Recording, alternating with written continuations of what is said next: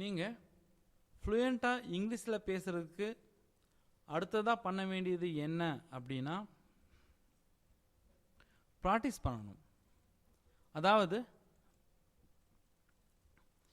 நாங்கள் இன்றைக்கி ஏதாவது ஒரு விஷயம் சொல்லித்தரோன்னு வச்சுக்கோங்களேன். நீங்கள் அதை பார்க்குறீங்க, வீடியோவை பார்க்குறீங்க, உங்களுக்கு நல்லா புரியுது, ஓகே இவ்வளோ தானே அப்படின்னு நினச்சி விட்டுட்டீங்க அப்படின்னா பின்னாடி பேசும்போது உங்களுக்கு கண்டிப்பாக ஸ்ட்ரக் ஆகும். எப்படி அப்படின்னா சின்ன எக்ஸாம்பிள் பார்த்துக்குங்க. நீங்கள் ஒரு மொபைல் நம்பருக்கு அடிக்கடி ஃபோன் பண்ணுறீங்க, கண்டிப்பாக உங்களுக்கு அந்த நம்பர் ஞாபகத்தில் இருக்கும். ஒரு சில நம்பர்ஸ்க்கு நீங்கள் எப்போவாவது கூப்பிடுவீங்க,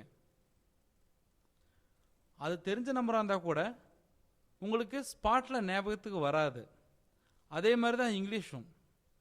கொஞ்சம் நாங்கள் சொல்லித்தர விஷயத்த அப்பப்போ யூஸ் பண்ணி பாருங்கள், இல்லை ட்ரை பண்ணி பாருங்கள்.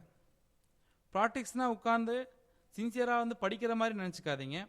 நாங்கள் சொல்லித்தரதை ரியல் லைஃப்பில் யூஸ் பண்ண ட்ரை பண்ணுங்கள், அவ்வளோதான். எவ்வளோக்கு எவ்வளோ ரியல் லைஃப்பில் நீங்கள் இங்கிலீஷ் யூஸ் பண்ணுறீங்களோ அவ்வளோக்கு அவ்வளோக்கு உங்களுக்கு ஃப்ளூயன்சி இன்க்ரீஸ் ஆகும். தேங்க்யூ.